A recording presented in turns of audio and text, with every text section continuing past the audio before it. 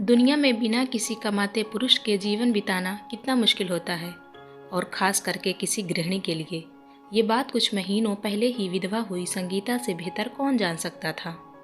एक car accident में पति की मृत्यु के बाद संगीता पर तो जैसे दुखों का पहाड़ टूट पड़ा। संगीता को 2 बेटियां थीं, जिनका पालन पोषण और पढ़ाई की जिम्मेदारी अब पूरी तरह से उस पर आ चुकी थी। उसके पति की थोड़ी बहुत सेविंग थी, जो कुछ ही महीनों में अब शून्य होने को आई थी। भगवान जैसे उसकी कड़ी परीक्षा लेने पर तुला था, क्योंकि ले देकर उसके पास एक ही कमाई का जरिया था, जो थी उसकी गाय, पर अब वो भी बीमारी से मर चुकी थी। संगीता को दिन रात बस यही चिंता सताने लगी कि अब आगे का गुजारा कैसे होगा, कैसे मैं अपने दोनों बच्चियों को खाना खिला पाऊंगी और कैसे उनको कपड़े लत्ते दिला पाऊंगी या स्कूल भेज पाऊंगी। दिन रात की चिंता में संगीता का चेहरा मुरझा रहा था, जो साफ साफ देखा जा सकता था। संगीता के कई सारे पड़ोसी थे, मगर वह सिर्फ नाम के थे। किसी ने भी अपना पड़ोसी धर्म नहीं निभाया था।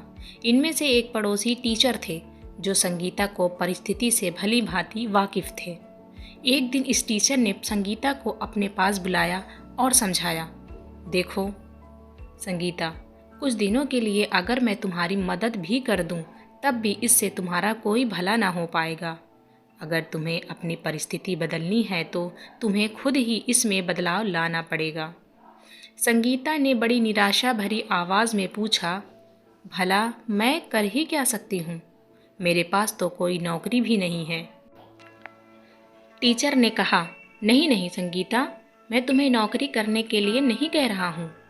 मैं जानता हूँ कि तुम कढ़ाई बुनाई का काम बहुत अच्छा करती हो। बस इस काम में अपना मन लगा दो। जितना ज़्यादा कर पाओगी उतना यह काम करो। इसके अलावा तुम बाकी फालतू के खर्चे जैसे कि चाय का खर्चा कम कर दो। इसकी बजाय तुम लोग दलिया का पानी उबाल कर पी सकते हो। इससे चाय से होने वाले नुकसान से भी बचोगे, और दलिया का पानी जो सेहत के लिए अच्छा होता है, ये तुम्हें और कई बीमारियों से बचाएगा। और इस तरह से तुम थोड़ा थोड़ा पैसा बचाकर अपने लिए फिर से गाय खरीद सकती हो और अपनी रुकी हुई जीवन की गाड़ी को आगे बढ़ा सकती हो।